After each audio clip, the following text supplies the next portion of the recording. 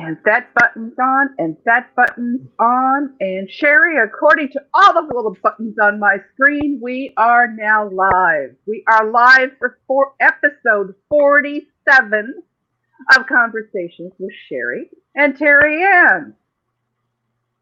And today, well, actually through the month of August, we're going to be talking about our businesses. Do you enjoy your business? Anyway, that's what we're going to talk about today. But before we do that, I bet you want to know who I am. If you don't already know, I am TerryAnn Porter, life coach, TA. It's time to start defeating those lies of negative self-talk by changing your perspective, which reveals to you some possibilities, opening up pathways onto which you can choose to proceed in truth. And as always, my co-host is the amazing Sheri Berger. Good morning. Good morning. For those of you that don't know me, hold on a minute. I am Sheri Berger. I am the owner of Here to There Consulting, and we educate business owners and entrepreneurs with those tools to balance life, business, and finance so that you can have growth, success, and better leadership in your life and your business, because our mission is to help you create the life and business that you deserve. And I am so excited that we're going to talk about having joy in your business. What things in your business, TerryAnn, bring you joy? I get my joy from watching someone realize their self-worth, finding that confidence in themselves, and those aha moments where they go, I can do this. Doesn't matter if everyone else knows it until that person knows it. And when that person says, I can do this, I find such joy and excitement in sharing that with them. And I see on our comments, Carla's all excited. She loves her personal business too. What do you like most about your business, Sheri? I love the fact that I empower others to create the life and business that they love, right? And when I say that, right, you were talking about helping people defeat those lies. And first of all, I want to say good morning to Carla and Michael, and I want to say good morning to Linda. And TerryAnn, can you tell people how they can be seen here? StreamYard and Facebook don't like to play well together. Because of all the different privacy things, everybody's set up their own little doors that you have to go through. There is, for example, one person who comes across to us as Facebook user. If you are one of those individuals, what you can do, if you would like your name displayed, go to streamyard.com/Facebook, and you'll find that at the top of our screen here. You'll be asked a question that says, do you really want to let Facebook know who you are? Simply tell them, yes, you do. Well, because it makes it so much easier for us to interact with you. So we'd love it if you do that. And it's not that hard. Just go up to the top, because TerryAnn, my great IT individual over here, has posted that link where you can do that. But anyway, I love it when I can empower others to create that life business, right? And I have a passion for what I do. But there are some people that work their jobs and they don't find joy in them. And believe it or not, TerryAnn, there's some days, I don't know about you, I wake up tired, or I wake up, believe me, with not as much energy. I know. Has anybody seen Sheri without energy? But the way you wake up, right? How do you go and find that joy? Like I do, my affirmations, I do my Bible study, my meditation, and I know what I do for a living. I don't do for me, I do for others, right? And so that's how I find joy in my business. And I love my business, but I would love, like Carla said, that I love my personal business. What is your business, Carla? And what in your business brings you joy? And Linda, we want to know from you and all of our other people in the audience. We would love to know that. Good morning. Good morning. Now we have Debbie joining us. This is so great. Great to see you all in Kansas City. We're in Kansas. We are having beautiful weather. It's not too hot, not too cold. What a great morning, right? But what about those Even those days? of us, wait a minute, even those of us on the Missouri side of the state line It's not my are fault. having great weather as well. It's not my fault that you live in Missouri. And I mean, misery. I'm sorry. No. Anyway, my point is, even on those rainy, stormy days, though, we have to find joy, right? And so, what do you look at in that? Because finding joy in your business is a choice. Ooh, it's a choice. I can choose to be happy and joyful, but it's a grudge to go to work every day. I don't know. I love Mondays. Other people tell me they don't like Mondays. And I'm like, oh my gosh, I can't wait to work with this person and do this and help this person and make a difference. So I heard a great quote this past weekend. Those that do not have a dream work for someone that does. I love that.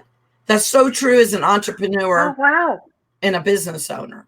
And my second dad, my Gerald, who has recently passed on, his 1 year anniversary is coming up. But the point is, he used to always say, go do what you would do for free and get paid to do it. And by the way, Carla does that. All Carla does is plays with makeup all day. She doesn't even work. What the heck, Carla? Come on, right? So, in all I do is, don't worry, I have 2 coffee cups here. I got my Mickey. I got my Embrace Life. I just go around and have coffee, not tea, TerryAnn, with people. I'm working on it, gals. I'm working on it. And help them come up with solutions to my problem. And I sort of joke, but that's what I do. I sit down with people, have coffee, and help them come up with ways to balance their life and their business by putting together systems, processes, procedures. But this is stuff I love doing, right? Do you know that Good morning, Grace. Welcome. I actually love numbers. There's people that don't. I don't even understand. What are some of the things that you love that other people maybe don't, TerryAnn, that you do all day? I would say that I love numbers too. Do you know that I balance my checkbook every day? Go you, so do I. Woohoo! I go in, I check the bank. I look every day. I look to see, wait a minute, hold it. What is that figure doing there? It's not in mine. I make sure I don't miss anything. I've had my accounts attacked 5 times. And I have caught every one of them before the banks did. And I'm in at the bank saying, okay, what do we got to do this time? So I every day I check on that stuff. What I enjoy most, though, is just talking to people. I love to talk to people. I'd love to hear their story, hear where they're going. And as people talk about things, as it comes out, all of a sudden they're saying it out loud. It becomes a reality. Sometimes we have our dreams and we keep them in our head. But when you start saying them out loud, all of a sudden they go, wow, now that I'm telling you this, I never really realized how much I wanted this. So I spend my day talking to people after I balance my checkbook. Oh, no, part of my process is to balance my checkmate, too. Did you see what Carla said? Carla says, I still work as a pharmacist 2 days a week, right? But building their dream, their business, but the rest is mine. See, and that's exactly what I just told you. Gerald says exactly what Grace just said. If you love what you do, you'll never work another day of your life. And that's what Gerald used to always tell me, one of his favorite quotes. And, Gerald said there's like 2 times in his whole life that he had a job, right? Because he always did. And yet he was system analyst for IBM, but he always did what he loved. Now, I'll be honest. Let's just be honest. There's not going to be everything about your job that you love. Part of my job, sometimes I have to actually sit in my office and do some work. And I know, shocked, TerryAnn. I love people. I could be around people all day. Can we just hang out and have a party all day? I love people, I know. And I love talking and I love hanging out. But sometimes I got to sit. Well, and I like that part of my job, but right, there's parts of it maybe that you don't like.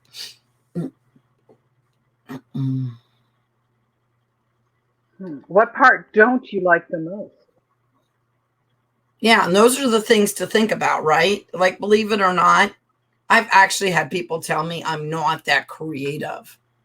like the social media, having to put together, what is it, PDFs on this or that. How about if I outsource some of that? Oh, by the way, I have, right?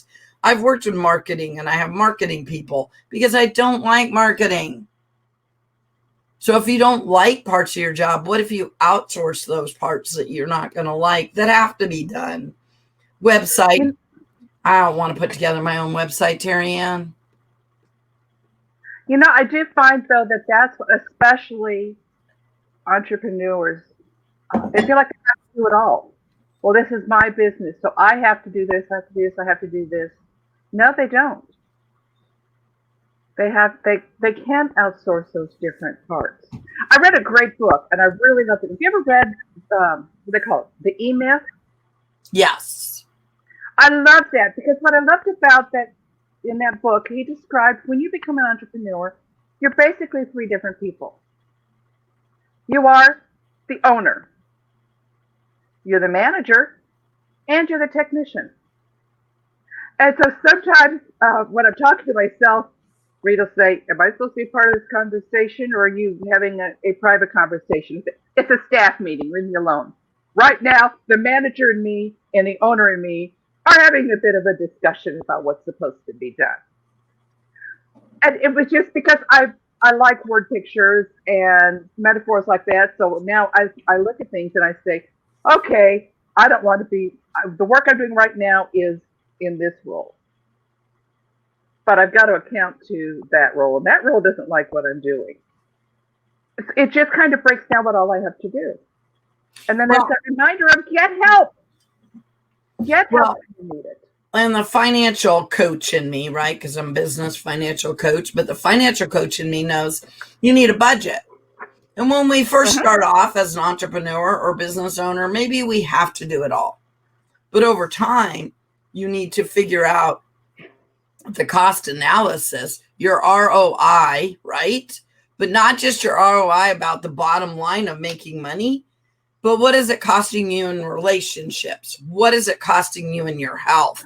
What is it costing you in your, business that you could be doing for others? What is it costing you in your personal development? So if you start looking at the ROI of, you know what I mean? All the different areas that I teach on, is it really worth keep doing it?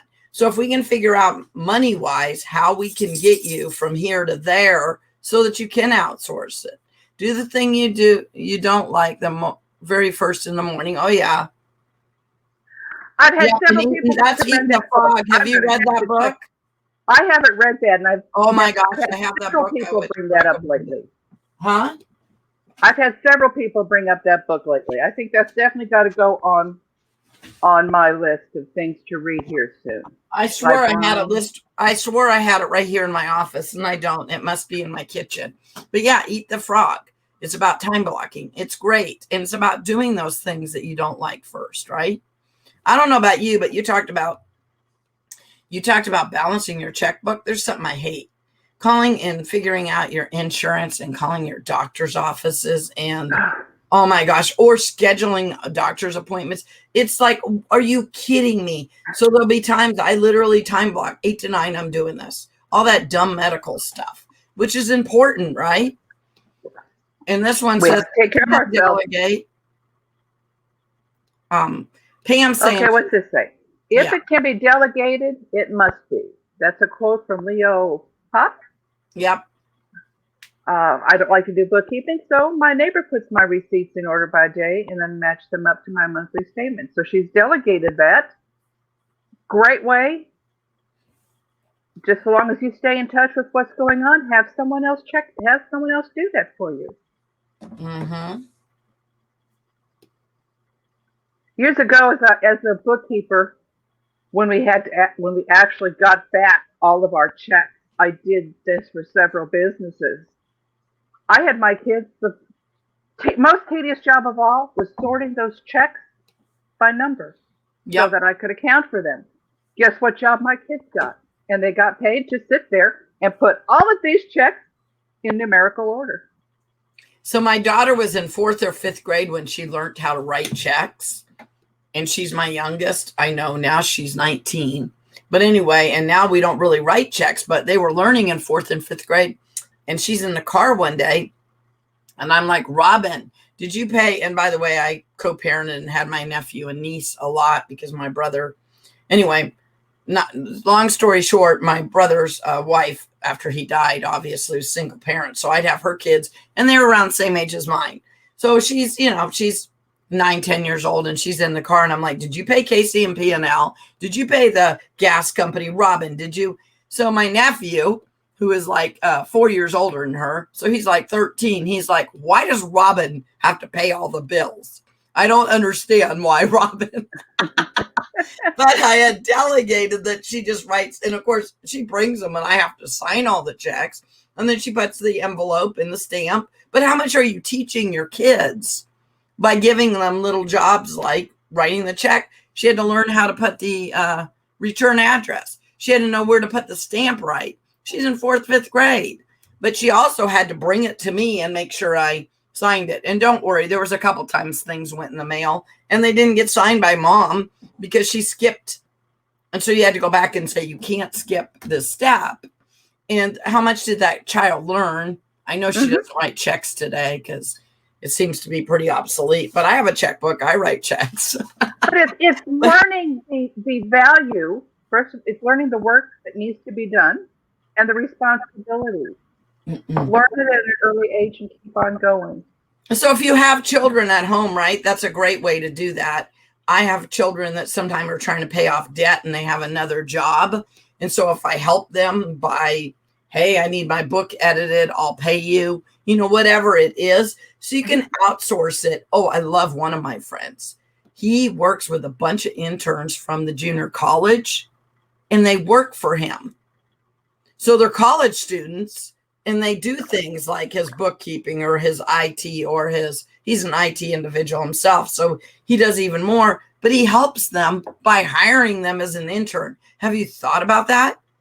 You can hire stay-at-home moms. You can hire interns. You can hire high school kids. There's ways to, or your neighbor that's maybe, like you said, on disability or, what I mean? You can give other people ways to make a little income and take things off your plate. I like that. And you're encouraging other people. What are some of the other things that, if anyone wants to make a comment, that you've done? We've brought in our kids. We've hired, we've outsourced some items. What do you do, Sheri, on those days, especially working from home and for yourself? What do you do on those days that you really, absolutely, positively do not have the mindset to work that day? But see, mindset is a choice, depending on what's going on. Now, I'll say the day that my father-in-law died, my second dad died, you got to give yourself a chance to grieve, right? If something big happens, something bad's happening, it's okay not to have a good mindset. Maybe you need rest. Maybe you need to cry. Maybe you need to have coffee with a friend. What do you need, right? But when those days that you wake up and it's just a normal day and it's raining, it's stormy, it's cold, I don't know, we're in a pandemic, it's been too much, that's a choice. So I turn to my scripture. I will read, if you read a Proverbs a day in your Bible, watch your life change, right? So if you're going to, or my daily bread, it's not here, it's downstairs again. You'd think I'd have these things in my office. But my daily bread, if you read one of them, you do your affirmations, or I even believe in doing a brain dump to reset your mindset, right? Or write, I call them Dear God letters. God, all this stuff's going on. Brain dump, because God already knows that you're having a bad day, whatever that is. But make sure you reframe it into, the truth, right? Or, my husband's being a pain. Well, maybe my husband's just having a bad day. My teenagers are, what's going on, right? But then sometimes you find out, we were talking about this earlier, TerryAnn. If you are working with ideal clients, you're usually really happy when you go meet with them. Have you had some of those clients that drain you, TerryAnn? Like you tell them over and over, and what are they going to do? Poor me, poor me. You know what I mean? They're not an ideal client. So we just add, what is Kathy Weaver saying? The direct sales business model is so genius. We get to train others that there are no limits to our success levels. I love that. That reminder, there are no limits. All the limits is in our mindset.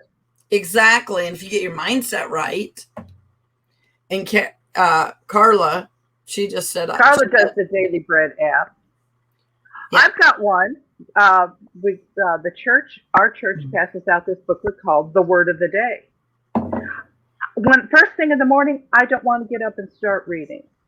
But I found out for 99 cents a month, I can download the app. And before I get out of bed, I flip over to it and I listen to that morning's devotional.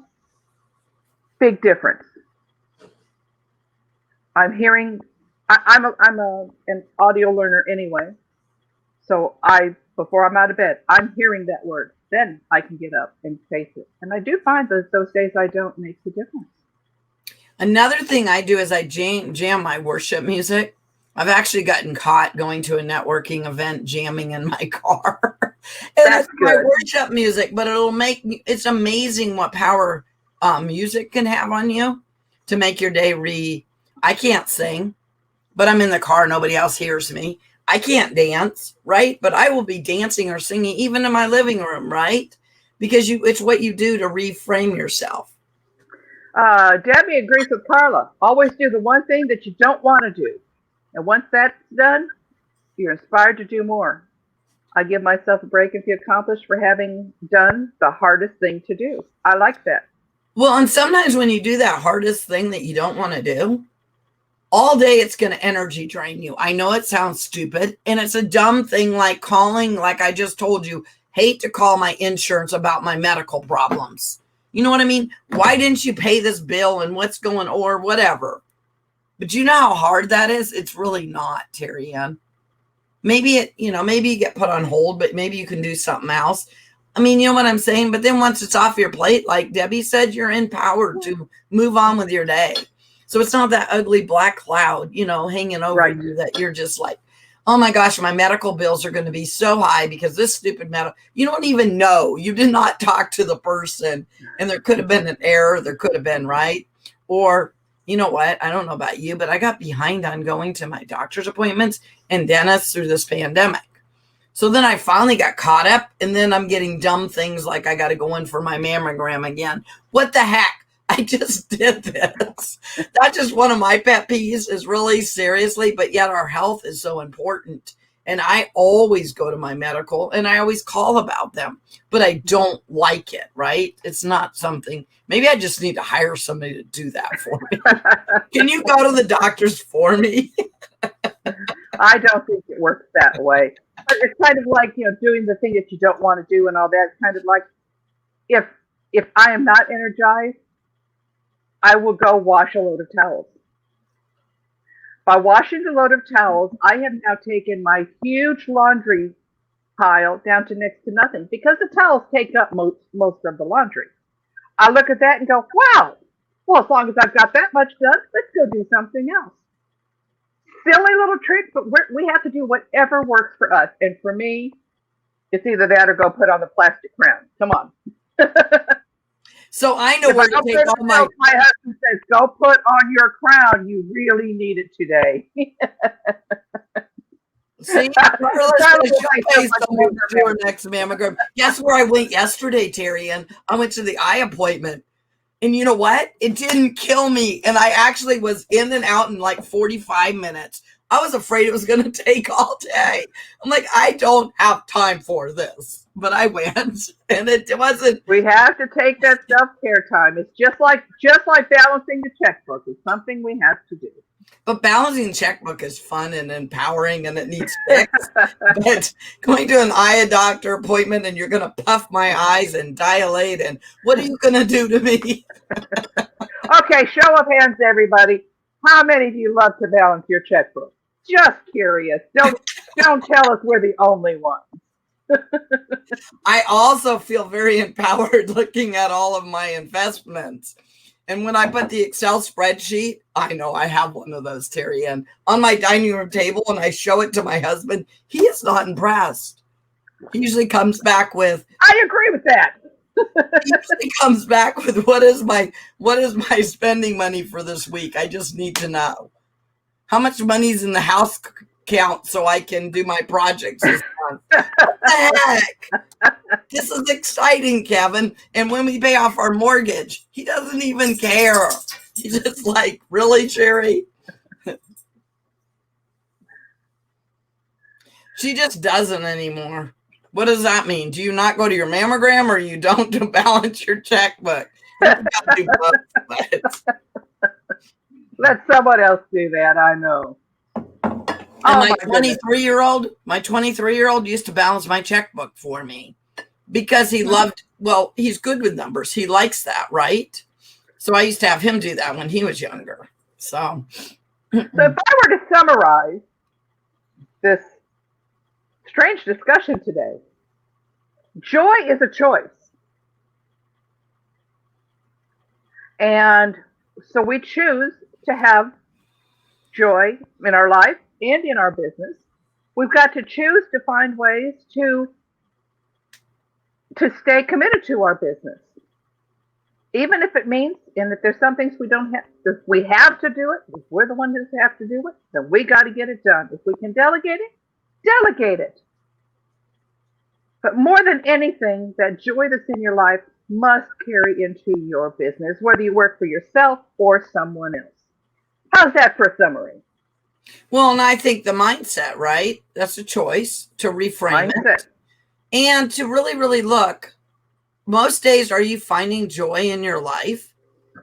Or most days, are you dreading your job? Right? You really need to go back and evaluate, because I think you were talking about, you love knitting, and you tried to make knitting a job one time, right? You tried to make it a business. And it took the joy out of your knitting. Mm-hmm. You still like knitting, but you don't want to do it. My friend Gerald was a system analyst. My second dad, he was a system analyst for IBM. I was for Sprint. He was for IBM. He loved his job and he got paid for it, but he did photography on the side and he was great at it, but he didn't want to get paid for it. Even though he said, go out and do what you would do for free. He did photography for free, but he never wanted to make a job out of that passion. So some of our passions should just stay passions. I like that. Some of those should become maybe your purpose in your job. And some of your jobs, maybe you shouldn't be doing them because you don't find passion in it. So I think it's a great time to go back and reevaluate. Are you doing your calling? Are you doing your passion? Or do you maybe need to redirect that? And of course, we want to delegate and everything else in that.